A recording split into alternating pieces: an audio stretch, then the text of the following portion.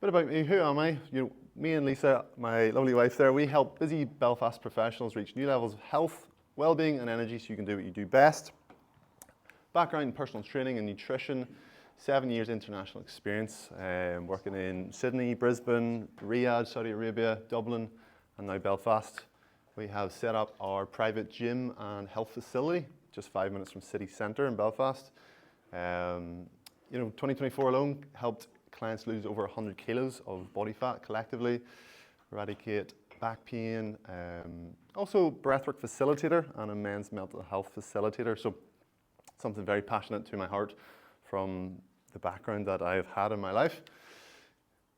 Quick disclaimer, this is not medical advice, obviously. I don't pretend to have it all figured out. I am my own worst critic at times, as are we all. This is what's working for me and my clients. As always, take what's useful, discard what is not, and then create what is fully your own. That's what we're going to be here about today. So lay of the land, your health is your wealth. It's not just a cringy saying, it really, really is. Like, without it, you will have no business. Has anyone here hit burnout before? Has anyone got to that point? Yeah, it's not fun. Without it, we have no business. So we'll give all the tips and tools that we can, but let's check our priorities. That's going to be sort of the key framework of today. We face a few challenges. We are business owners. For everyone else's 40-hour work week, we seem to work 80 and never switch off. Challenge 2 we seem to face. People go through these body transformations or these 12-week transformations you see online, but nobody shows you the after photo. Everyone loves to show you the before and after, but nobody shows you the after photo. And it's quite a sad reality that people that go through these transformations and whatnot, 95% of people that lose body fat will gain it back within a year and more. That's not going to be the key theme of this session, but it's just a challenge that I see a lot of people face. Number 3, stress. Stress and lots of it. Running your own business, it's a whole different ballgame than being an employee. So what do we do about what is the solution to these challenges? This is where the 4 health pillars come in. In my opinion, it's think of a chair, think of a table. There's 4 legs. You've got proper stress management, restorative sleep, adequate movement, and nourishing nutrition. If you only have 3 legs, the table's going to fall. If you have 3 legs, the chair's going to fall. They need to be in balance. Now, again, we're busy, we don't want to give you another full-time job, so things today are just going to be small tips, small tricks. Again, take what is useful for you and think of it as a good analogy is who's driving the car? Is it stress management? And then you've got sleep in the passenger seat. You can't be focused on all 4 things equally at once. What's going to drive you forward the most? Is it stress management? Is it sleep you need to work on? Are you not moving? Is it nutrition? We can't do everything at once. We can try and find some points. So we'll start to break those down. In my opinion, awareness leads to empowerment. There's all one, it's all well and good me telling you lots of tips and tricks, but if you don't fully understand why you're doing it, you're probably not going to fully buy in. So we'll start with that stress pillar. Stress is anything that throws the body out of homeostasis. Homeostasis is just a fancy word for balance. Coined by Dr. Robert Sapolsky, the world's leading scientist in stress physiology. Really, really cool guy. He went to Africa and would have done a lot of work with baboons and stuff. He would have darted them,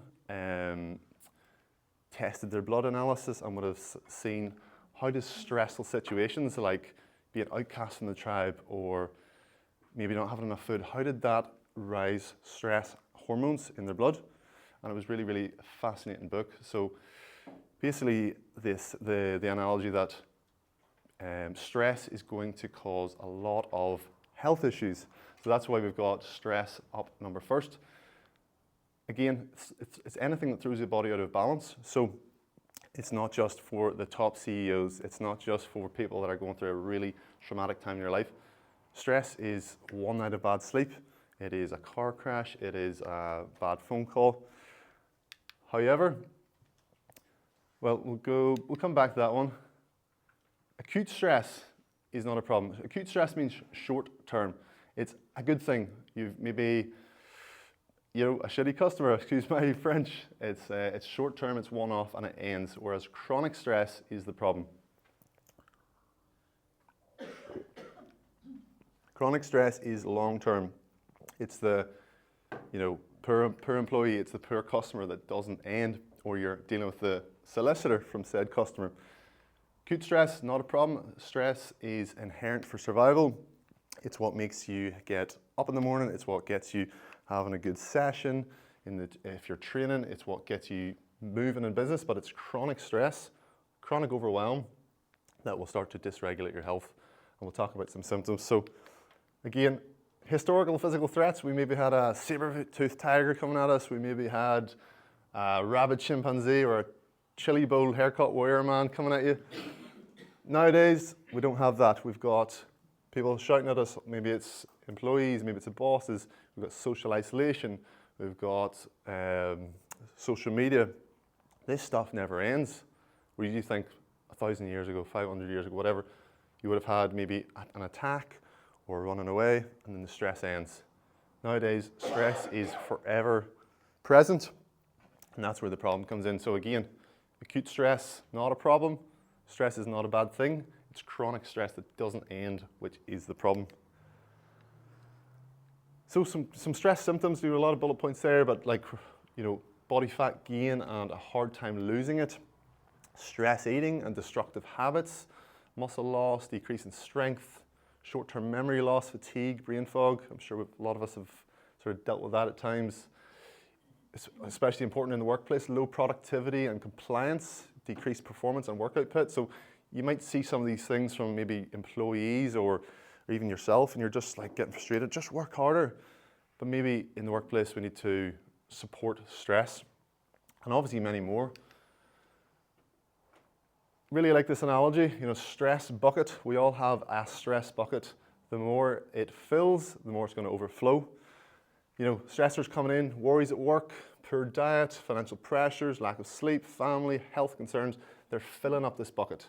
And then you have the good old unhealthy coping mechanisms, staying up late at night, watching TV, maybe too many drinks. That's filling up the bucket as well. We need to try to empty this bucket through things like taking time for yourself, practicing mindfulness, talking to family and friends, and that will empty the bucket. So really love that wee analogy, and something I'm trying to practice myself at a lot of the time. Let's just try and avoid getting to that overflowing part. So what the hell do we do about it? Firstly, assess, don't guess. You'll hear me say that quite a lot. When I went to Australia probably about 5 years ago, and my mentor told me at the time, you're dealing with a lot of stress. I was like, I'm not stressed. And he's like, you flew across the world, you're thousands of miles from home, you're in a job you maybe don't like, and you're not stressed. I was like, oh, yeah, got you.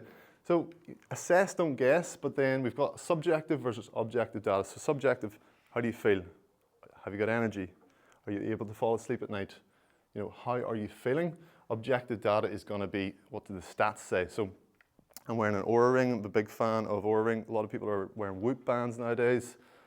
You can see data like heart rate variability, resting heart rate, blood pressure. I brought a wee blood pressure cuff with me today if anyone wants to test afterwards. What does the data say? The data doesn't lie.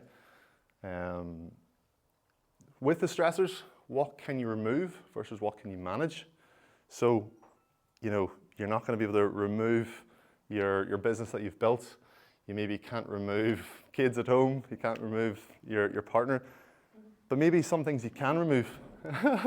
Maybe you can, sorry. What? Next month's session. Therapy 101. What can you remove? Is it just an employee? We recently let someone go because it was just causing so much stress. They wasn't pulling their weight. Can you remove something? Is it, what can you remove? And then is there parts of your life that you just need to maybe manage better? And then how do we manage it? Maybe the first thing is perception.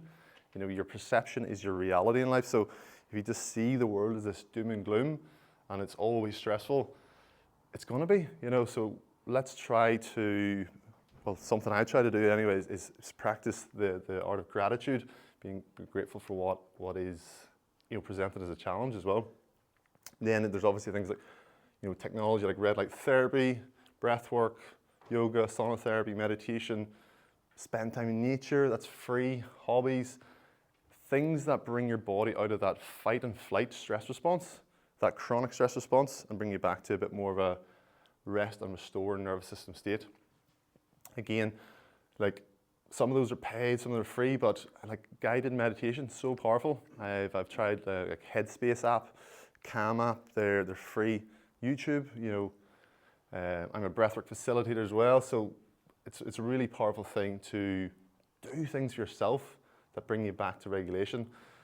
Clear work boundaries. Probably a lot of us have found ourselves working at 11 p.m. at night, and yeah, that needs done for a while, but at what cost? That's a key tenet I've been thinking about recently, is like at what cost? And then just, anything to switch you off. And like, believe it or not, I actually tell some of my clients, go watch Netflix at nighttime, like for an hour. Like if that switches you off, obviously we'll maybe try and get the blue blocker glasses on, but something to switch you off. Stress is such an important topic and a really underspoken about concept. So stress roundup, potentially your biggest problem. I'm not going to say it is, but again, who's driving the car in your health journey? Let's assess yourself. You can't improve what you don't measure. And can you remove any stressors, or are you just going to have to manage what's there? And then that stress bucket, you can't lie with the stress bucket. Once you get to the top, it overflows, it spills. That's the panic attack. That's the burnout when the stress bucket overfills. What are you going to do to empty it? Nutrition pillar. Well, the stress one's probably the longer one, but I'm going to get you on your feet for this wee bit. Come on, don't stare at me. I'm going to get you on your feet. So, if there's any sort of vegetarians out there, there's a balance here. So, there's only 5 things we should eat. I want you to do this with me. If it's ran across the fields, come on, run with me. If it's ran across the fields, if it's swam in the ocean, if it's flew in the sky, come on. If it's grown from the ground, or if it's been picked from trees, come on. So 5 things we should eat. Let's not overcomplicate nutrition. Like, you can sit down. That's your workout for today. Let's not overcomplicate nutrition. Like, there's 5 things we should eat. Like, if you look at the back of the packet and there's 60 ingredients, should we be eating it? Like, I'm not going to tell you what to eat, but, let's keep nutrition simple. Anything that says diet at the end of it, it's probably best to avoid. Let's just focus on whole foods. Let's focus on whole foods. You've probably heard that saying before, you are what you eat.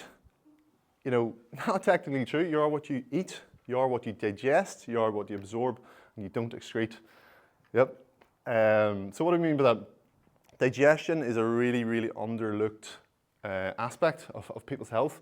And then again, with the stress that we talked about, stress will downregulate your digestion. So if you're eating something, chew, swallow, it can be sitting in your stomach. You can feel that sore sort of stomach, and maybe you're having issues with digestion. So we need to chew our food properly, we need to digest it properly, we need to absorb it properly, and we need to be going to the bathroom regularly. If you're not going to the bathroom 1 to 2 times a day, we've got a problem with your digestion.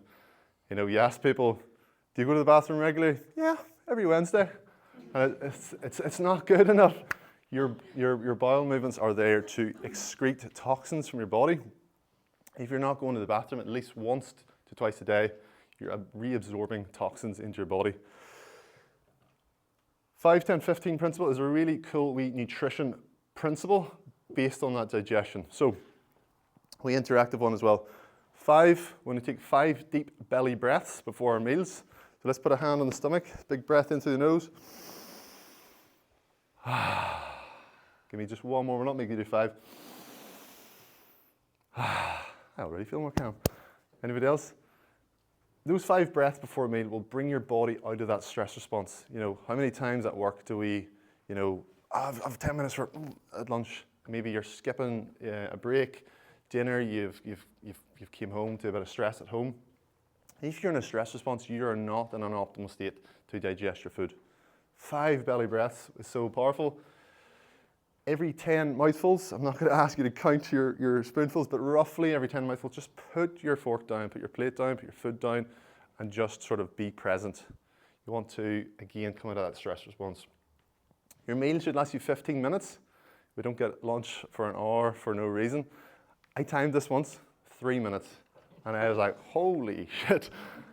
Honestly, time it. The next meal, whether it's your lunch or your dinner, time your meal. It's scary how quickly we chew, swallow, and that's not in a state to digest your food, to properly absorb the nutrients from it. A lot of people experience this energy roller coaster. Who gets the 3 p.m. slump? The maybe 11 you need to pick up? Yeah? So our body, I like to use the analogy of a hybrid car. You know, we can work off electric, we can work off diesel, petrol. That's the same as our bodies. Our body can use glucose as a fuel source, it can use body fat as a fuel source.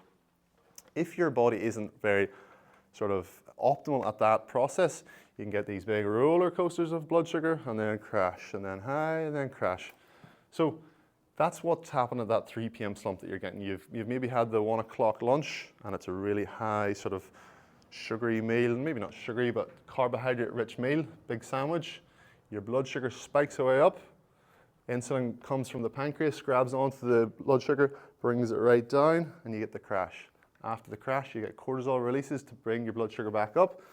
It goes so high, and then you come back down. So you're on this energy roller coaster all day. Let's try and avoid that. How do we do it?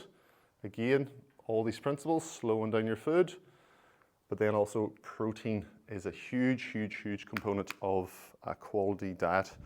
And it's, you know, I'm not a, you have to eat meat around, but it's quite a challenge to get enough protein in with the sort of vegetarian diet. It's not impossible, but I'm a big fan of trying to prioritize at least 1.5 grams of protein per kilo of body weight. That can go higher, it can go lower, but the research sort of shows that 1.5 grams, so 90 kilos times that by 1.5, you got that sort of 135 mark. That's hard for people, that is really hard. I had a client start with me last week, taller than me, bigger man than me, and I just asked for 100 grams a day. He was eating about 40 grams of protein a day, cereal for breakfast, sandwich for lunch, and maybe a pasta dish for dinner. Carbs, carbs, carbs. And again, it's just not going to give him optimal energy for that. It's going to be on a roller coaster. He's going to have poor digestion, and he's just not setting himself up for a good quality day for long-term health. So again, with the protein, we'll not harp on about it, but you know, people think about protein as like, it's only for bodybuilders, it's only for people that go to the gym. That's not true. Protein's number one function is to build your immune system. The first sort of 80 grams a day you eat goes to immune function. So if you want to build your skin, your hair, your nails, avoid sickness, protein is your biggest ally. It's not just for gym rats. After that, it goes towards detoxification, getting rid of toxins in your body, and only after that do you build muscle. So if you want to be healthy, if you want to be a long-term business owner, you need to prioritize protein. Couple more things, just supplements as health insurance. A lot of us, you know, quick to go to Bupa or, you know, Benadryl or whatever. But better health insurance is making sure you have enough nutrients in. Taking a vitamin D3 with a K2, a multivitamin, an omega fish oil if you don't eat fish. Most people are deficient in magnesium. Creatine is a really powerful one for brain health. But again, it's probably best if we assess, not guess, so you can get the likes of a vitamin and mineral profile on a blood test. There's Randox is quite popular now. Again, I've talked about like things you should and shouldn't eat. We're not monks. 80-20 principle is a key sort of theme that we like to promote. You know, 80% of your food choices are whole foods.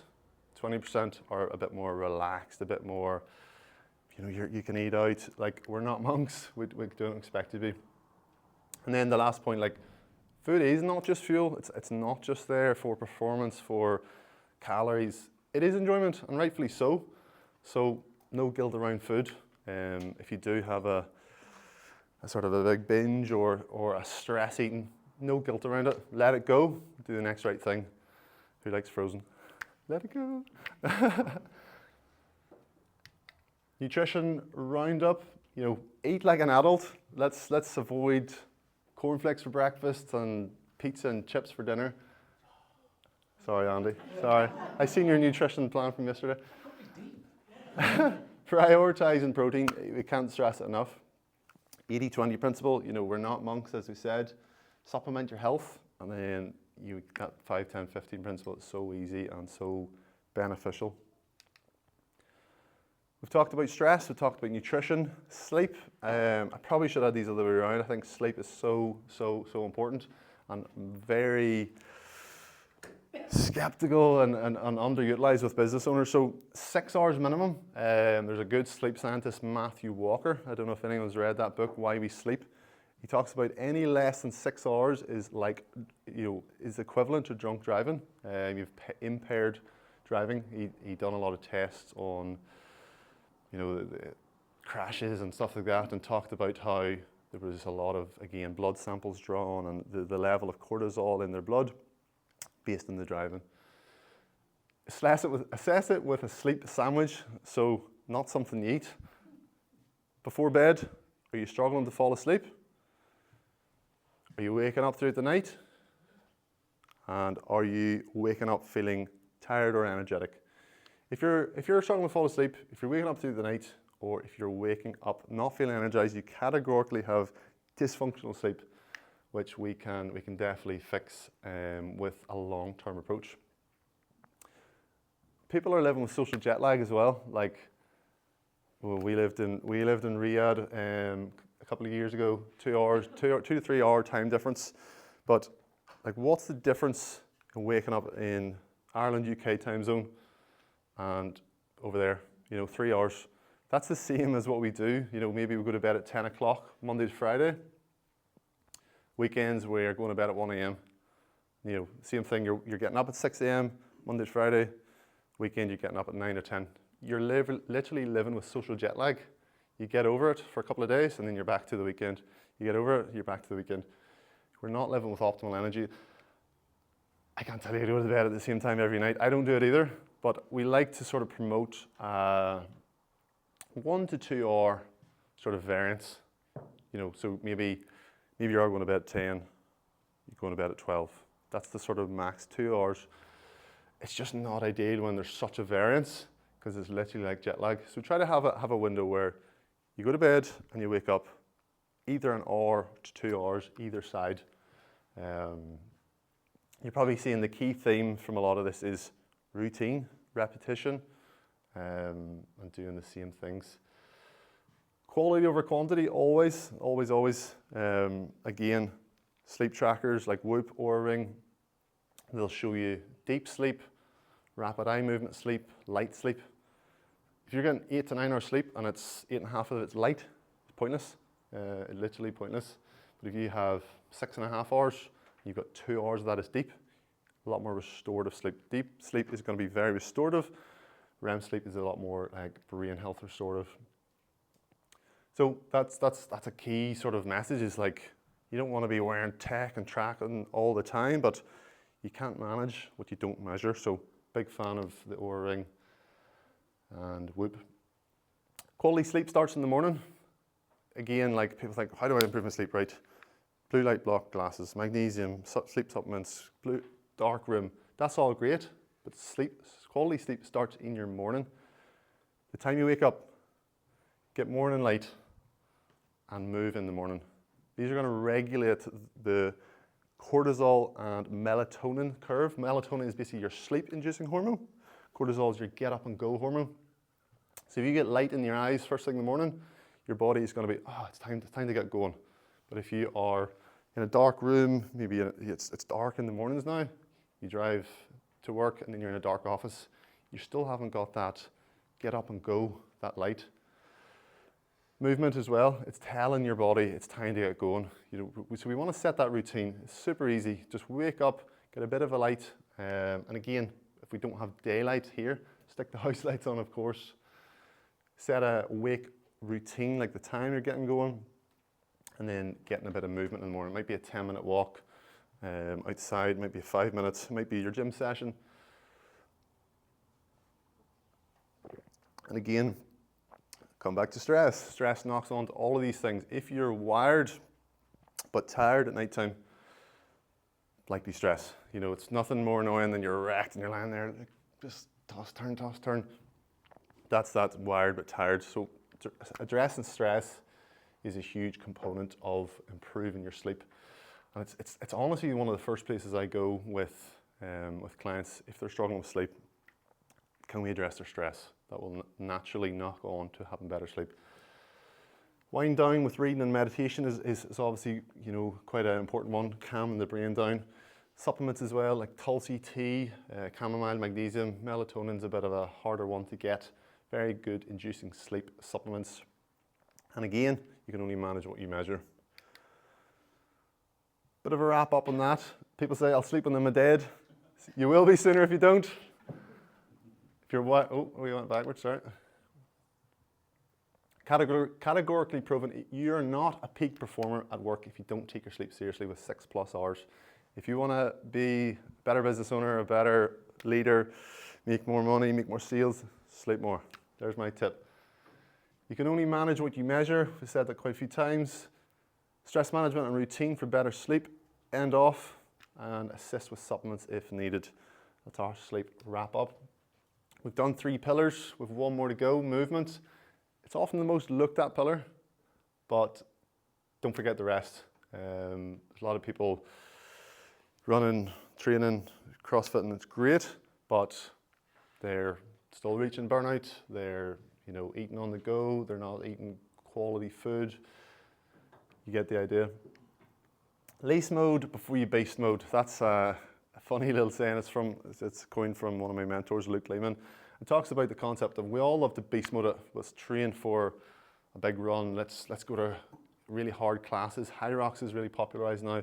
You're beasting life. You're beasting the gym. You're beasting at home. You're beasting the business. And still adding stress. You know, training, like, it's still a stressor. So if your stress bucket is already full, you're just adding another big stressor on top with an hour and a half session, 5 days a week. Least mode is the concept of let's train for like 30 minutes, 3 times a week. Let's just get started. Let's do a bit more yoga. Let's get stretching. Let's, you know, not training easy, but you're just not beasting yourself. Once you develop that least mode, once you develop stress, resilience, you can then beast it a bit more. Working in versus working out. Our wee logo has the yin-yang symbol in it. If anyone's familiar with that, it's like the sort of the living with balance. It's like the water to the fire. So similar concept above. If you're constantly beasting yourself, but you're not sort of working inwards, like, you know, talking therapy, meditation, nature time, reflection time, we have to work inwards. Not quite movement, but just a little concept, working in versus working out. And then 30 minutes of movement daily. Let's create rituals, not necessarily habits. Everyone talks about habits, but you don't necessarily like have the habit of brushing your teeth. It's a ritual. So let's create rituals of like the identity. I move every day. You know, and that could be a walk. It could be your maybe 3 gym sessions a week. But create that identity of I move every day, and your blood sugars will be more regulated, your stress will be more regulated, your sleep will be better. It's such a powerful tool. And then 7,000 steps a day. Like everyone talks about, get your 10,000 steps a day, 15,000 steps a day. I've seen people doing 20,000. Who has time for that? Like, who the hell has time to walk 20,000 steps a day?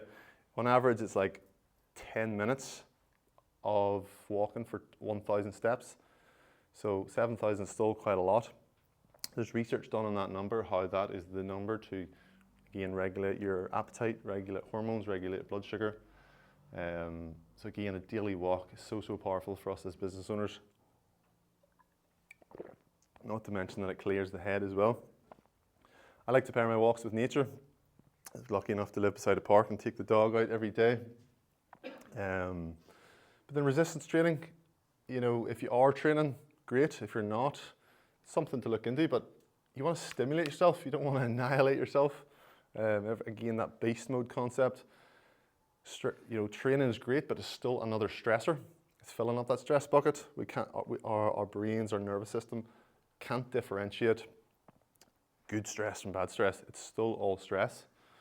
So stimulate yourself. Don't annihilate yourself.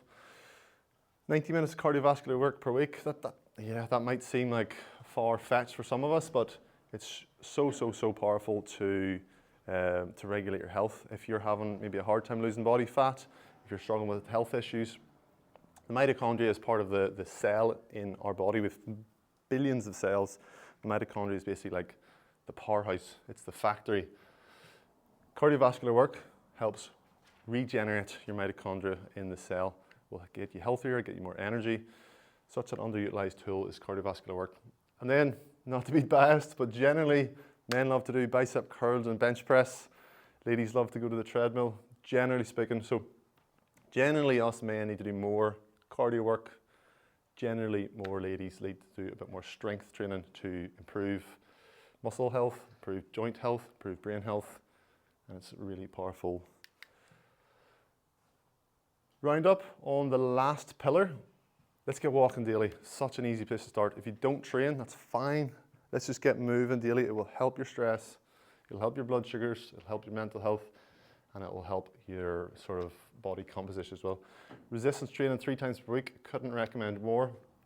Again, you don't need to beast yourself. 45 minutes 3 times a week is really enough. As we said, generally, there's a wee spelling mistake there. More cardio for men, more strength training for ladies. Find something you enjoy. Let's take that sort of, again, guilt out of having to train. Do something that you enjoy and you can stick at. And obviously with that, play the long game. We spoke about these 12-week transformations and 12-week commitments. Stick to the long game. If it's Pilates you enjoy, if it's strength training, if it's Zumba, I'm not going to demonstrate that. But find something you enjoy and you can stick to, and that will be your sort of anchor, would you say? Little triangle, again, we all look at movement, we all look at training. I think, in my opinion anyway, what works for me is working with business owners, focus on sleep and stress, and it starts to funnel upwards. Obviously then movement and nutrition comes next. Supplements, biohacks, looking at certain symptoms, like health symptoms, comes last. Like, as a health and wellness coach, like we obviously look at people with digestive issues and thyroid issues. But if you start like dialing in on that, supplement this, supplement that, but you're still stressed like mad, you're not sleeping, you're not going to fix those higher order health issues. Supplements are going to be like putting a hose on a house fire if you can't get stress under control. So that's a sort of my wee framework. Focus on sleep, focus on stress, those first 2 pillars, movement and nutrition. Supplements, biohacks, symptoms are a good place to focus on.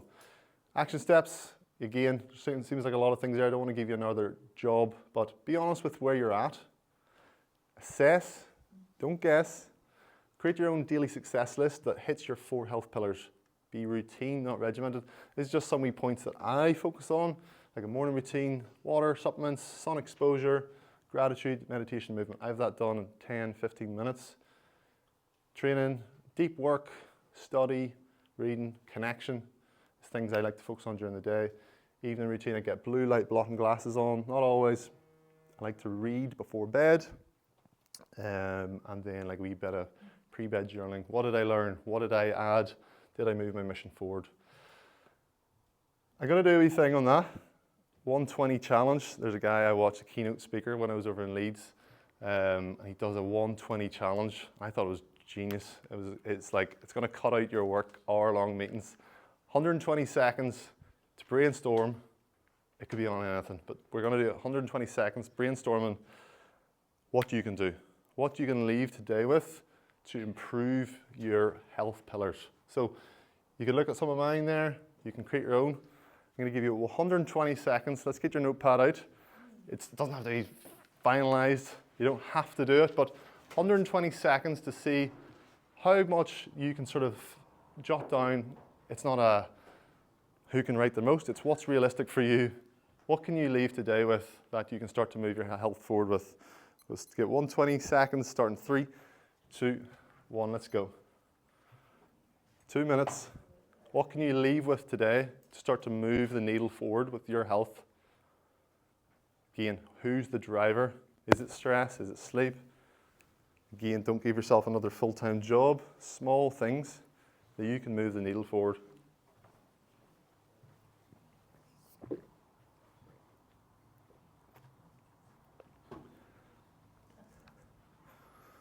"30 seconds gone." These are writing like mad. This will replace your work meetings.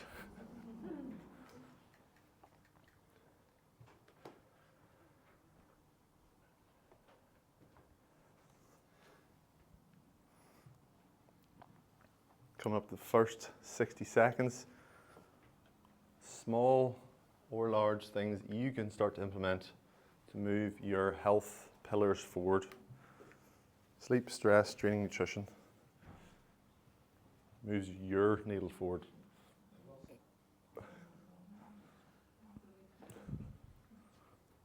Last 45 seconds.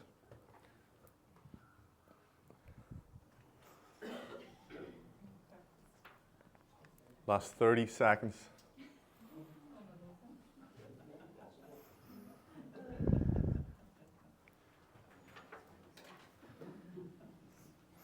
Last 10 seconds. How are we doing for time? We start Q&A at 2, so we'll come to that. Okay, pens down. How's that? I thought it was genius. He does lots of different, like, you know, me and Lisa in work, we talk about how we can improve the business or improve customer service in 120 seconds. And the ideas you get down is unreal. So again, create a daily success list. You know, you can tick things off. Like that's the Notes app on iPhone. It's always in your pocket, so it's easy. But then get accountable. So get accountable with this. You've got something there. You could, you know, speak to me afterwards. You can get an accountability group. You can join a gym. Get accountable. Ask for help is a great place to move forward with your health. So some key takeaways, hopefully that you've taken what you need. Again, discard what you don't need, take what you do. Training and nutrition is not alone. Is simply not enough. As a business owner, stress and sleep are likely your biggest downfalls, but not necessarily. We need the 4 pillars in balance. Again, like I said, you know, 1 or 2 might drive the car a bit more, but they need to be in balance. You can't just train, you can't just add. Let's try and focus on the big rocks, not the small rocks. So that was the triangle we talked about. Like, if you focus on quality stress management, you focus on sleep, that will take care of a lot of the other things. Not focusing on what's the latest supplement, what's the latest trend. You know, red light therapy alone is not going to improve your energy if you're sleeping 4 hours a night. So focusing on the 80%, let the 20% look after itself. Yeah, have a daily success formula. You've taken down some notes there with that 120 challenge. So have your daily success formula. You're not going to do it every single day. Some days I don't even look at it. But again, think of the 80-20 principle around that. So the ultimate stress hack. Try not to be skeptical. We're going to do a wee bit of breath work. We're just going to open you up to a new modality, a new tool. I like to cue people to close down their eyes, but if that feels too much for you, that's absolutely fine. We're just going to do about 2 minutes, 2-3 minutes. And yeah, again, if you feel comfortable to, closing the eyes. If you don't want to, that's absolutely fine. But I'm just going to get you to start to breathe in through your nose. And out the mouth. Does it matter how you sit, how you're seated? Yeah, good question. Let's just try and stay nice and tall. You know, if you're closed off, you're not really going to get your ribs open. So just try and be up nice and upright. And again, you know, nice tall posture, and that's all we need to do. Be comfortable at the same time. Breathing in through the nose. And then it just falls out the mouth.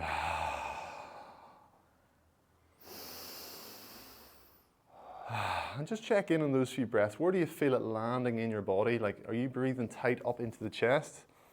Or are you breathing into the stomach? Just check in on that. There's no right or wrong.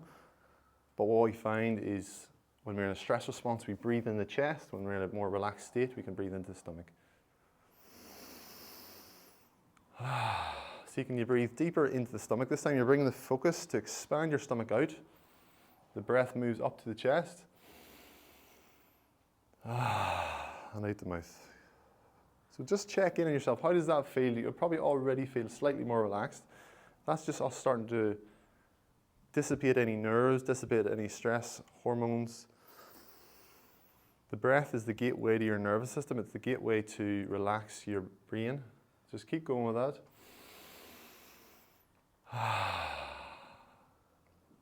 And what we're going to do, we start to add a bit more charge to it. So we're going to really keep focusing on breathing in nice and deep. You can breathe in through the mouth or the nose, whatever feels best for you. We're going to really breathe in hard. And then we're just going to sigh it out. That's it. We're going to do that again. Good. We're going to focus on 15 breaths.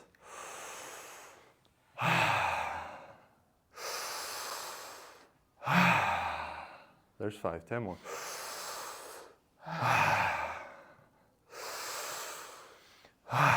Really try and get into a big breath, deep into the stomach, up to the chest. 7 more.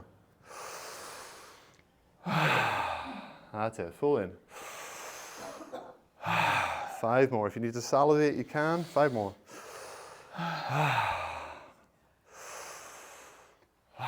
3 more full big breaths. You might start to feel your body energized. 2 more, fully in.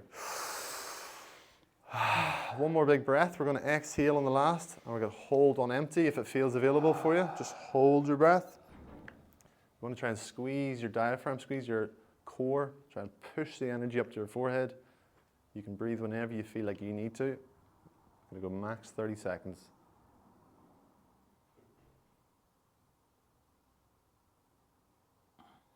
And just breathe. And just come back to regulation. Keep your eyes closed for 1 more wee second. Just feel how the state of your body feels. What sort of energy you feel flowing? Do you feel a bit more relaxed? Are you feeling skeptical? Whatever's there is absolutely fine. And relax, eyes open.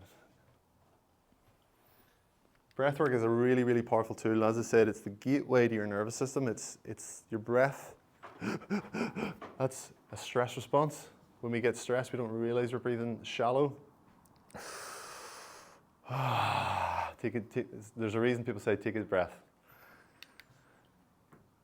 Just my wee LinkedIn profile. If you want to scan it, connect with me, you can. If you want to speak to me afterwards, you can. I think we're going to do a Q&A, but if you want to connect with me, and you can surely send me any questions that you might have if you don't want to talk today. Well, thank you so much. That is our 4 health pillars. Hope you took what you need, and chat. Ben, thank you very much for that. You're very welcome. So the format for the next 30 minutes, I've got a couple of questions I'm going to fire at Ben. He's also taking them from the floor, so if you have a question, put your hand up and we can shout them out and we can try and work them through them. I'm going to start right at the end. So you said, what were you feeling? Now, one of my feelings was, oh my God, I hope nobody was watching me while I was doing that. Slight embarrassment. Did anyone else have a little bit, I said I didn't pick any accent up, but did anyone else feel scundered while they were doing that? That's the natural response to stuff like that, isn't it? That you sometimes like, oh my God, this is a bit different. Yeah. How do you get over yourself, I suppose, is part of the Good issue. question, and like, we all feel that, and it's that concept of fitting in. It's the concept of like not being the outsider. It's not being an outcast, and it's the stress response that comes up from trying to do something different, which is a bit of an irony. But breathwork for me, you kind of do it at home. Nobody's going to be there to see you. I do breathwork classes. People can lie down. They do a nice dark room. Eye mask on, is music. It's a bit more of a setting behind it rather than sitting here at a desk. But I think doing it at home on your own is a really cool place. But if it doesn't feel good for you, try guided meditation. That's a really good place to start. But breathwork is something really, it's taking off for a reason. Don't knock it till you give it a try. I also think, just to help everybody relax back into the session, and you said earlier you weren't going to demonstrate Zumba, but I think you should. Okay. I think if you could just give us a little dance across and dance back. Any teachers there? No, sorry, come on, just I've give us a actually little, never tried it. little step across and then. There you go. Anyway, yeah, maybe we Looks like won't get you've it. done it before. Well, maybe. So we'll keep talking about health and movement. Yeah. You talked about gyms and workouts, and some people have never been to a gym. Some people, the idea of going into a gym can be quite daunting. So what other kind of bit, we talked about just getting out and doing some exercise. But if you've never been to the gym, if you've never been a team sports sort of person, what sort of things would you say would be good things to do? Is it just taking the dog out for a walk or just getting out for a walk every day? It's a good question, yeah. Like, as I said, I think walking's such a good place to start. It's still resistance, it's still pounding on your joints. It's accessible to anyone. You don't have to live near a park. It's free. I think it's paired with the nature walking will be really good for your mental health, for getting fresh air. However, you know, there's a lot of benefits to resistance training, and that can be the Zumba, that can be gym training. It's no secret that the gyms can be intimidating for people, and that's really what me and Lisa have tried to create, was this really safe space. We've completely frosted out windows. It's a private studio. There's nobody there watching. So it's about maybe trying to find spaces like that near to yourself, like nobody there watching, nobody judgmental, but also just like, what do you enjoy? And if you don't know what you enjoy, give it a go. You can only try. A lot of places do week trials, 30-day trials and stuff. So give something a go. I think strength training is so important. And if you don't want, but is there a way of strength training at home? You know, if you're joining a gym and then it's like you've got to sign up for a contract and it's a year long. So what are the kind of the bits that you could do maybe at home or just on your own? Absolutely, like, and you know, we all experienced that lockdown. Like everybody, the gyms were closed, so you know, it was all training from home. You can obviously buy weights and stuff. You don't have to. Body weight training is so powerful, and when done right, like 20 minutes of body weight training, squats, wall sits, and if you feel like, you know, push-ups, squats are too far from you, isometric training. Isometric means a hold is extremely powerful. You try a wall sit, you try like a wall push-up hold. Good, down. Lower. Right, count. Who's counting? Timer on. You crack on. I'll just stay here. I'm sorry, I'm being filmed now, so you carry on. I'll stay. Yeah, I'll not be here for very long, but that's wall okay. sits, push-up holds, like tiles against the banister hold. There's so much you can do from home. Okay, you can come out. But just while I'm in this position, I'm going to jump to another part of the presentation because you talked a lot about toilet habits earlier on. Yeah. So come on, the link was there. Very good. I'm just going to, there we go. Did you go? Nobody likes talking about toilet habits. No. Thank you very much. 87 seconds. Nobody likes talking about toilet habits. No. And you said like, once a week, but what are there any sort of quick things you can do? Because sometimes it's not a problem you need to go and see a doctor about, but maybe you're not regular enough. Exactly. What are one or two things you can do if you think, I'm probably not going enough? Yeah. Is it just is it a diet change? It always depends. I can never say this is the one, but first thing is always looking at how much water you're getting. Our body is made up of about 60 to 70% water, and if you're not drinking any water, you're not going to be going to the bathroom very easily. Fibre is such a quick way to look at things. Think of fibre as the chimney sweep, lack of a better word. Lack of a better word. So is that not a colonic irrigation? Is that not one? Make your own mind up. It's fine.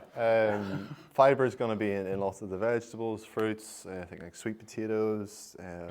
Fibre is such a powerful way. And then, if you're still having issues, that's probably the good time to go and see a medical professional. So simple things, water and fibre for sure. I'll not ask if anybody else wants to. Anyone want to chip in? So you also talked. I'm bouncing all over here. Let's fine. stay with food for a minute. Yeah. Because food can get really technical really quickly. But I think what I want to talk about more is hidden dangers in food. So bagels, for example, have got broadly about the same amount of sugar in them as a can of Coke. Broadly. Depends on bagel from where and this and the other. But how do you avoid things like, my diet's pretty good, but you're still picking up lots of, say, hidden sugars in bagels. Yeah. How do you avoid that sort of thing? That's a really good question, and like I'm gonna reference something I seen online. Like you see so many things online, and online's a trap nowadays. You'll see one person says this, and then one person says that, and it's like, what? I need to go on the water. Are you reading my questions? Yes. I need to go on the water diet now. And it's like I seen one. It was like, is good enough? Enough? You know, is good? Is my diet's good enough? It's okay. Is that enough for your health? And it was something we really reflect on. But coming back to your question, it really depends. My approach with nutrition is a bit more like I want to be stricter. I want to try and avoid, you know, processed foods as much as I can. So it's trying to base your diet that 80% around whole foods. Yeah. And I'm not saying people can't have a bagel, of course. Because the reality is, a lot of it, I know that you may or may not have seen the video I put on LinkedIn to start with, where, I mean, I used to spend my whole life in my past job eating my lunch out of whatever garage was nearby. Yeah. It was a processed sandwich, a bag of crisps, a bar of chocolate, and a bottle of water. I was like, I'm not drinking, there's too much sugar in that. Yeah, yeah. But that's the reality of running a business, isn't it? You are between this meeting and this meeting, you just have to pick something up to go. So are there easy swaps you can make, or should you just say, look, sometimes you are, as long as it's not every day, that's fine, but sometimes that is going to happen. Like again, come back to the 80-20 principle. You can get really monotonous and really strict with yourself, and then that strictness can then lead to, you know, oh, forget, I'll just go and have a binge. So it's having that 80-20 principle. We are big fans of, like, you know, eating from, if we have to eat on the go, it's like, I'll pick up the best quality bread I can find, like a sourdough. Then we'll pick up some deli meat, like chicken or beef, maybe a pot of hummus. So you can make better choices at delis and the garages and stuff. You don't have to pick the big, easiest Gravy chip. Yeah, gravy chip. Sorry, but just again, come back to think, like, if I can have a protein source at that meal, if I can have a decent quality carbohydrate source, Chips. if I can, if I can have a good quality fats. So bacon and chips, yeah, great. Come on, keep going. But protein, bacon, yeah, keep going. Vitamins and minerals. You heard it here first. Bacon and chips with a bit of gravy on, perfectly. That's not what you said. Wellness coach. 5 fingers. It's a really cool wee concept. It's like protein, good quality carbohydrates, good quality fats, vitamins and minerals. And what does that all look like? You know, again, trying to think of good quality, like sourdough bread, a protein filling, maybe a wee bit of hummus or cream cheese, and then maybe a wee packet of fruit or something. And again, 80-20 principle, you don't have to cut out all your favourite things. Just trying to live with a bit more focus on what will give you the best energy, the best outcomes. Yeah. I'm the youngest of 4 boys. And I was over the moon, I was raising an eyebrow, should I say, when you said that a meal should take 15 minutes. Because in my house growing up, there was usually enough food for 6 of us. So if you finished third or fourth, you never got seconds. If you finished first or second, you got to eat again.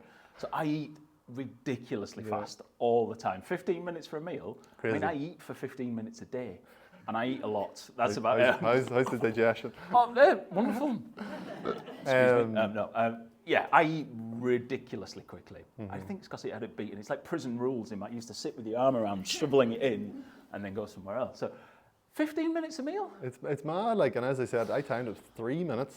Time your next meal, honestly, it's scary. But it's not just like the digestion. If you're chew, swallow, your body isn't going to break that down and get the most nutrients from it. So you could pick organic food and the best quality stuff, but if you're not breaking it down properly, you're going to have problems. I'm going to say this to my wife when I'm 15 minutes for the meal. My wife's one of those people who will take the food off the cooker and go straight to the microwave and put it in there because it's not hot enough. Okay. 15 minutes later, she'd have been back 4 times to heat it up. I'm sitting there, she wants it molten hot, but 15 minutes. Okay. Try it. Let's honestly try it. If it doesn't work for you, 10, but it's... not 3, basically. Not 3. Speaking of myself. That's all right. One more question, I'm going to throw it to the floor if anyone has one. I've got a question about friends and loved ones, actually, because I got, he's not a friend and I don't love him, but I got a message from a guy, he is. I got a message from a friend this morning who can't come today. And what he said was, I really wanted to come, but I'm just too busy at work today. Yeah. Which I thought was a lovely message, because I went back to him and I went, well, and that's what the session's all about. But everyone here has kind of taken a decision to come to this session because they're already at least a step in the direction of, I need to improve at this. But not everyone is. So if you've got a loved one or someone you sit opposite at work or a colleague who's just not ready, not taking this because they're just like, I just need to get this thing. I just need to do more 20-hour days, and we'll get to that bit. Or next year we'll take investment, and then we can do. How do you help them take the first step? And it's often the first step that's the hardest. People have to want to change themselves, and that doesn't mean you do nothing. But like it's really, me and Lisa Jane, my wife, we always say, like, be the lighthouse. So be your best self. You know, you come into work with your good quality meals. Oh, sorry, I can't. I'm going to the gym afterwards. And they'll start to notice. They'll see your body change. They'll see you working better, see you performing better. I want a wee bit of that. What's he doing? You know, so you can't try and change anyone. It's the same goes for, you know, all different industries as well. Like we can't force people to change. They have to want to change themselves. And it's a sad reality. Like people will only. I don't know if there's any Tony Robbins fans here, but one of the things I remember from his book was people only change for two reasons: when the pain gets too great, or, you know, they desire pleasure. But the pain is the anchor to change. So they will change when they hit the burnout or they hit the heart attack stage. Yeah, and it has to get pain, and it's sad and annoying because we want them to avoid that, but they have to make that change themselves. But be your best self, be the lighthouse, and they will follow along. Thank you. Questions from the floor, anywhere? Don't be shy. Really good presentation, Ben. Thank you, Chris. Not so much a question, but I called up to see Ben and Mrs. Jane's place during the week there, and it's unbelievable what they've achieved. Everything under one roof. I'd advise anyone to go and check it out because it is really impressive. And I did have a question for Nicola. She was asking about alcohol.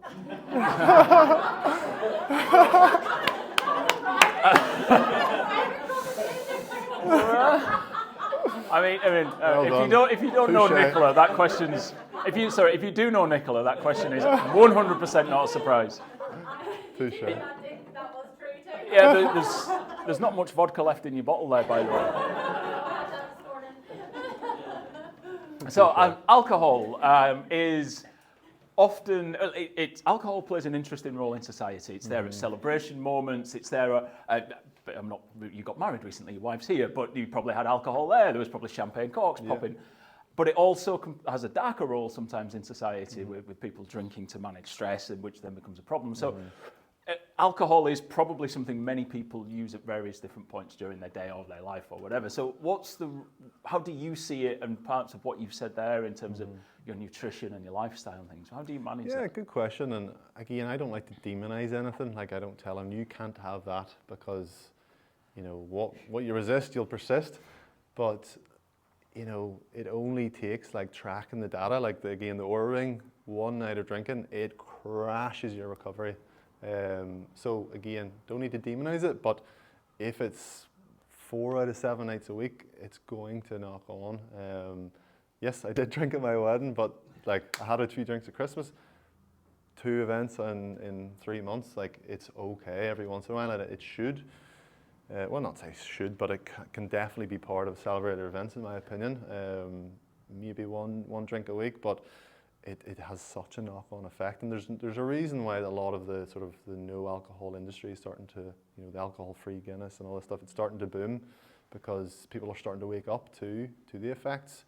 And that's not to, again, feel guilty if you enjoy a drink, but there's lower calorie options. Like gin and that sort of thing. 2, there's the no alcohol free options, and then 3, like, what purpose is this serving for me? Am I going to the alcohol as a stress relief? Can I, instead of focus on the alcohol, can I focus on the stress management? And then that maybe removes the trigger and the need to go to the alcohol. As someone who's worked for 2 whiskey brands, Budweiser, Corona, and Tennent's, I'm probably just going to walk away from this slowly. But that's it. Health doesn't make money, no. You know. An interesting rephrase. I used to know someone who was a PT back over in England who referred to wine as liquid cake because he found it got his clients to drink less more than saying don't drink too much. Yeah. And if you're doing a calorie control and trying to lose weight, he was like, do you know how many calories are in that glass of wine? Yeah. And he's like, it's the same as a piece of cake. 100%. Liquid cake is what you're doing. So would you have 3 pieces of cake a night? Oh, no, I'm trying to lose weight. Exactly. Okay, well, you crack on with your liquid cake. Scary how much calories are in it, but again, it goes a lot beyond just calories. The neurological effects, you know, your ability, your sleep score gets crashed, and then how you feel the next day, your performance the next day is obviously lowered. You also mentioned short-term memory loss comes when you've got a lot of stress. So, Sarah, question from the floor. I've got a question about the importance of eating meals at specific times. My husband works shifts. Yeah. So he would probably juggle his breakfast at different times. So when he's on night shift, he would still want to eat breakfast at breakfast time, even though he's worked a 15-hour night shift and maybe hasn't eaten since 9 o'clock the night before. So how important do you rate that consistency with having the 3 meals and the timings of the meals? Yeah, to me, other people might disagree, but to me, meal timing is at the top of that pyramid that we talked about. Like, it's not the biggest priority. Meal timing, it's total quality of food, total intake of food is the priority. It's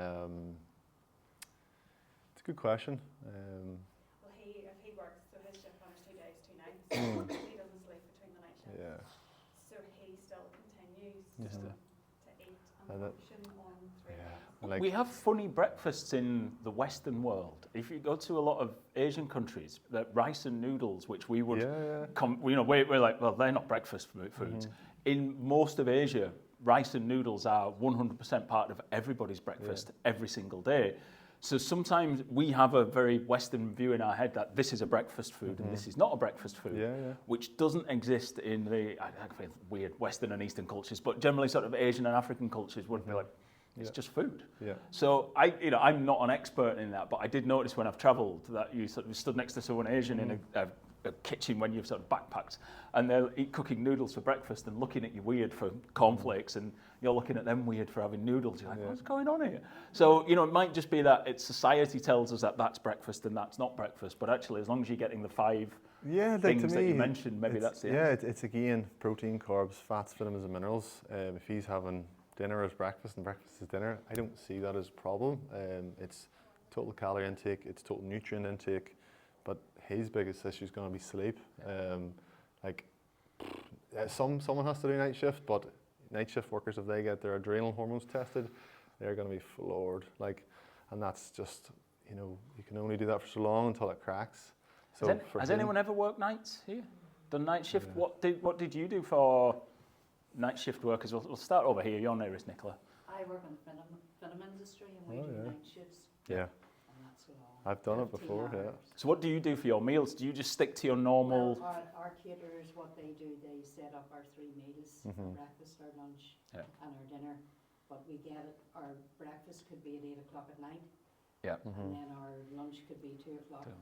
And does that throw you off, or do you just get used to that? Well, you're not doing it you wouldn't be doing it day in, day out for months, and then you're doing it maybe for 3 weeks and then maybe 3 weeks back to ordinary. So it balances out at the end. You do what you can. In my opinion, it doesn't seem to do any of our crew any harm. Yeah. But then we're on that anyway. Yeah, well, I mean, you don't have to be, but it helps. Yeah. And Hannah, you? I worked, this was like several years ago, worked with women who just come out of rehab hospitals, and so it was like a transition house, and we would stay up at night in case they needed anything. It didn't last long. I didn't, because I thought in my mind, I was studying at the time, and I was like, oh, this is great, I'll do my studying at night, and then get up the next day and work and do whatever, and it just... And how much do you feel like you slept on those days? Like, Yeah, not much. not much. Yeah, And exactly. because I'm quite affected by light, so I can't sleep if it's really light. So I have pitch black room with a Lumi light that actually Yeah, me wakes too. up, because I can't. I don't know. There's just something. I think everyone should have a really dark room, have a really basic room, and then wake up with light as well. Best hotel I ever stayed in London was the Easy Hotel. It was a late booking. I was arriving at midnight and I had to be at breakfast for 8 o'clock the next morning. And when I booked, they had no rooms with windows left. Okay. They only had the internal rooms. It was like a prison cell. Best But sleep ever. when you got in there, you just like, hold on. And there was light coming through the bottom of the door. So I put a towel across the bottom of the door. It was You can make your room like that. That is 60 quid for a night as well. I was like, yeah, that'll be there the we go. best sleep you ever get. Blackout blinds, you can get them at IKEA and stuff. Blackout blinds. Yeah. Get the phone out of the room if you can. Like, there's alarm clocks for fibre. The Lumi alarm clock, Lumi. It's great. We use it, and like it basically it pretends to be the sun. It lights up very slowly, and then the time that you set it, it does make a noise, but it stops you from being dark to dark and waking up with a bang. You know, you want to. Let's try and avoid that stressors where we can. Again, what can you remove? What can you manage? Is anyone other than Nicola regularly turning up at 4 a.m. from nightclubs, or can we skip that question? Yourself? We'll skip that question. That's up me. The only time I'm up at 4 a.m. is my third wee of the night. That's it, don't we? You mentioned social media earlier. Now, I got my degree, which I did many years ago, is in sport and marketing. So I did a lot of that degree. Certainly the first year was about physiology, biomechanics. I've got a bit of a background in kind of sport and how the body works. Impressive. I see a lot of nutrition content, a lot of gym content, a lot of food content, sleep content on social media. And I see someone saying this is true and someone saying exactly the opposite is true. I know how to unpick all the bullshit of that, and even I'm completely confused half the time as to whether that's true or that's true. With such a deluge of unfiltered nonsense being broadcast to us via the phone, how do you pick, or how do you advise people understand what's worth watching and going, oh, that sounds like a good idea? For an example, I saw a guy this morning on TikTok who was advocating, and I'm not kidding here, doing a 40-day and 40-night fast, drinking water only. And he was doing a video on his 39.5 day, telling everyone how wonderful it was, how much weight he dropped, how much more alert he was. And I'm sat there watching this going, this is fundamentally dangerous. And you're an idiot for doing this. But you look at the comments and people are like, I'm going to give this a try. Can you talk us through your method? It's like, oh, give me a headpiece. How do you know, he's obviously at the extreme end. I think if most people saw 40-day fast, they'd be like, lunatic, move on. But there's less extreme versions of that. You know, how do you pick out, what advice would you give to people about picking out? It's a minefield. It's really hard. Honestly, it's not a very sensible answer. Turn it off. Like, don't look at social media for nutrition advice. Hire a nutritionist, hire a personal trainer, speak to your doctor. If you're going to Instagram, TikTok for your health advice, you wouldn't go, how do I fix my radiator on TikTok? You'd hire a plumber. I did fix a window once. I think that the thing I always look at with these people is I always look at, and I click through. So if I see someone with something that I'm not sure about, I click through to their profile. And my question I'm trying to answer with that is, what are they selling? So if someone's telling me that intermittent fasting is the only way to lose weight, and I go through to their profile and they are an intermittent fasting coach, that's interesting, but I'm not interested anymore. Exactly. If they're telling me that the only way to grow is to do squats and they're a squat university coach, then I'm not interested anymore. Exactly. But that helps me. If you go, I'm just a general person who does this, I'll maybe at least give it a little bit more time because I know you're not trying to tell me something. I call that critical thinking. So, again, take what's useful, discard what is not. Be critical thinkers. Don't take everything at face value, including what I say today. It's a minefield out there. I'm not taking that 15-minute meal thing at face value. Not at all. I'm sorry, Ben. I'm sorry. Might take something, but I think, again, hire a professional just as you would for every other trade or thing that you need. Turn the social media off and be a critical thinker. That's my answer there. Any more questions from the floor? We've got time for one more. When you're talking back to alcohol, bring it back to our favorite. Oh yeah. Alcohol, the sort of zero alcohol, are they any healthier than the alcohol? I don't have an actual answer for that, to be honest. Gluten-free bread is higher in sugar than normal breads. Yeah, good question. I don't know the answer. Zero. I know that it's definitely good. They're taking the alcohol out of it, but what are they putting in place? Exactly. What's being replaced it with? It's not going to obviously have the alcohol, so you don't have that hammering on the recovery scores that you would see on the trackers. But there's still going to be sugar in it. There's still going to be other things in it. But is it a better choice? Yes. Is it healthy for you? Probably still no.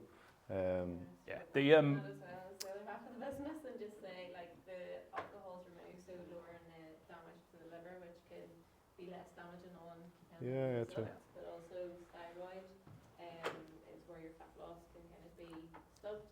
And again, liver is impacted with thyroid, or thyroid's impacted by liver. And same with the gluten. The gluten can impact your thyroid, so causing different results there. So just really depends as to what is it impacting. Is it healthier in the overall, or is it healthier on calories? Yeah, that's it. The other thing to double check is that not every alcohol-free drink is actually alcohol-free, as long as it's under 0.5%. That's right. That's right. but some of them are 0.0. So alcohol is a poison, right? There's no other way. 100%. It's a poison, and when you consume it, it will have the I similar. don't think I was allowed to say that. But no, it is. Look, I've worked for Ardbeg, Glenmorangie, Budweiser. It's a poison. There's no other way to describe it. But in small quantities, it's fine. Yeah. Right? And your body can process it and get rid of it. It's when you binge, it can't process it, and that's when it has an issue. But some of those alcohol-free ones do have a little bit of alcohol in, because they leave it in. If you take it all out, it ruins the flavour. But they do still have sugars in them. In fact, alcohol-free lager, you can almost taste the sugar in it when you drink it. So it depends on what you're looking for. If you are going to watch the Six Nations and you want a pint of Guinness Zero instead of a normal Guinness, I would say why not. I'm not Ben, but I would say why not. If you're thinking this is better for me and part of my diet, you're probably kidding yourself. Yeah. So, it's that balanced bit of... 100%. We're not. Probably for the sugar-free chocolate. Doesn't exist. But dark chocolates... Yeah, but dark, I would... Just not too close to bedtime. Because there's a lot more caffeine in it, isn't there, in the dark chocolate? To some extent. I try to prioritise dark chocolate, yeah. So any other questions, or just one more? 2024, being self-employed was, we were talking about the way, and then it was just working twice as hard. Oh, it's tough. Just keep working. Yeah. That's what a lot of people have that. Have you found a lot more people come to you in the last year? Has your business gone through the roof? 2024 was tough for a lot of people, myself included. I think post-COVID and stuff, like self-employed business owners have been hammered. I thought you were talking about getting married. Well, brave man. That too. So yeah, like people are coming to us. Like the industry's definitely shifting. There's a lot of a shift away from calorie control and transformation, and people are focusing more on health. That's why the trackers are getting more popular. That's why the alcohol-free stuff's coming out. People are becoming more aware because so many people are burnt out, have more problems than just calorie control.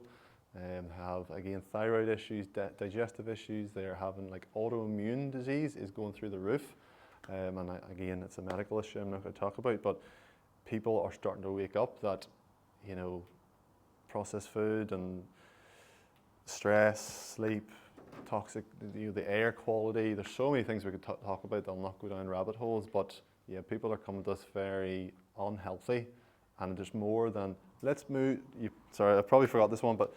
Who hears it online? Just eat less and move more. There's a lot of that, and it's like, people come to us and it's like, we look at a performance plan.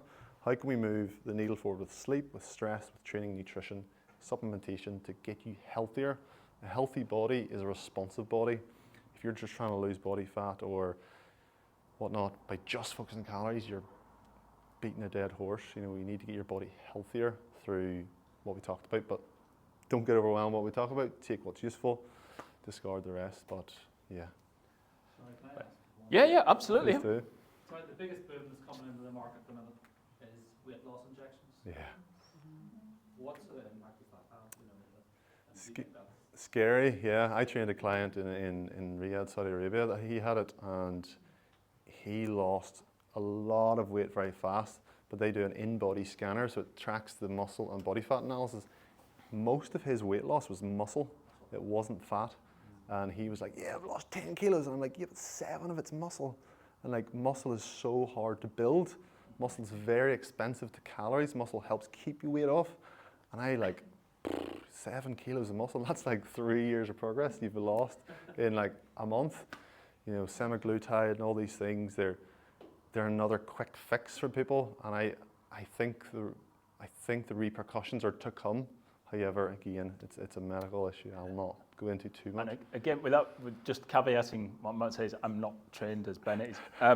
My brother, one of my brothers, had his stomach stapled. He was hugely obese, 25 to 30 stone was roughly his weight. And he had his stomach stapled as a life-saving operation, which got him down to about 12 stone over a very short space of time, to the point where, there was comedy photos of the two of us kind of 6 months apart, one where he stood next to, I can barely get my arm around, and the other time where we're both wearing my clothes. he's now back over 20 stone again. Yeah. Because the operation solved the problem, but it didn't fix the underlying cause. And my concern about the injections is you lose the weight, but if you stop the injections, what happens? Yeah. So what do you do then? You're like, well, I better just stay on the injections or I start again. And are we just creating a cycle of addiction almost? Exactly. Maybe not physical addiction, but a mental addiction to it, that I can't lose weight without these injections. With any I don't know for certain, but just looking at what my brother, the cycle that happened to my brother, and it's a fairly regular thing, isn't it? That with people who have always, interventions. like all these different interventions, like you've fixed the problem. You haven't gone to the root cause.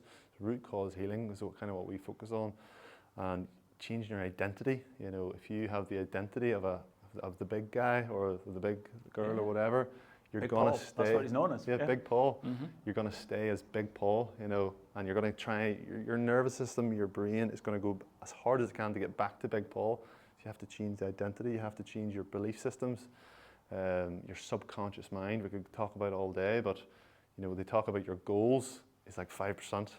The subconscious mind, which is your beliefs about yourself, 95% of what will take you there. So we didn't talk too much about mindset. I'm not a mind coach, but. So before we do a round of applause for Ben, I've got some work for you to do. It is just after 2:30, so I'm going to rattle through these things as quickly as I can. Firstly, could everyone take their phones out of their bags, pockets or whatever, point it at the screen and scan that QR code. We take feedback after every session. It's anonymous, so you can say anything you like about Ben. Please do. But it just helps us improve the session. So one of the things, and we do read them all, one of the things, for example, we changed is we put tables out today instead of theatre style because it allowed us more chance to get people talking to each other. We've got the room until at least 3 o'clock, so if you wanted to stay behind and have a chat with anybody else once you've filled the survey in, please do, you can. There's a couple of intros I want to make before anybody runs off. It should take about 60 to 75 seconds to fill that survey in. It doesn't take long at all. There's just a handful of questions. If anyone does want to talk to me afterwards as well in private, you can. Oh, is it not letting you do it again? Have you been? Yes, you can only do it once. I will make that change for next time. I do apologise. Can you put that in the survey that I need to change it for next time? I'll sort that out. Sorry, thank you. Yes, it's probably tracking that your device has done it before. Right.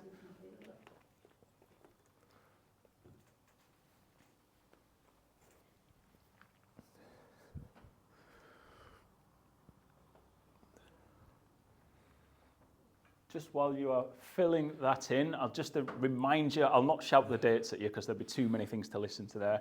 But the next session is about how you move out of the business from running it to working on the business more often. The one after that is about how you use video more effectively in your business. And the one in May is about how you build your business with events. Some of you might be thinking, oh, that event's not for me. It would be a big help to us if you think, oh, look, the owner-operator to leader one's not for me. But if you know somebody who is, please let them know about it. You might think video marketing, I don't do the video, but I know who does. So it'd be great to get a few more people in, or bring someone else along, or even if you want to come along just for the sausage rolls. The dates are on the screen. So the Friday the 21st of Feb, 21st of March, and then May the 9th. I'll let you, there's a few people just taking pictures there. If you want to scan that QR code, that will open up the Eventbrite page that's got tickets for them. And I think that is it. So I just wanted to say thank you to Nicola and the team here at Ards Business Hub for having us down here today. They're around if you want to chat about what the Hub can do for you. Thank you as well to Ben for today's session, and hopefully you've taken something away to work from that. So let's put our hands together for Ben. Thank you. Cheers. Listen, we've got the room, so you don't have to run off. There's still a bit of coffee left and a few more sandwiches, which now we all know are terrible for us. Whoop. Oh, sorry. Yes. And they're doing free health checks for employees and businesses in the area, and it's happening here. So come on. So sorry, just one more thing. Joanne, everyone put your hands together for Joanne. Yeah. Joanne's come over the hill from Bangor as part of the invasion for today. Runs Ivy Hill Digital. And tell us that again. Yeah, so Mind Body Business, this has nothing to do with me, but it's run by the council, and they offer grants periodically through the year to help start wellbeing stuff within your workplace. And I got an email from them this week that I can't find online, but you can take a picture off my phone. They're offering free health checks for employees and businesses across the borough. So there's one date here, one in Bangor and one in Portaferry. It's a free 20-minute check, and they're going to check, do a finger prick for diabetes, cholesterol, BMI, body fat percentage, visceral fat, all that kind of stuff. So you can get all the data that Ben was talking about to help you figure out what you need to do. So if anybody wants the details, you can take a photo off my phone. I'm assuming you're allowed to share it. It doesn't say don't. So Excellent. Brilliant. Thank you very much. Cheers, John. That's John, by there. Right, thank you very much. I'm going to go and grab a sandwich, and I shall see you all soon. Thank you, Ian. Thanks. All right. Thank you so much.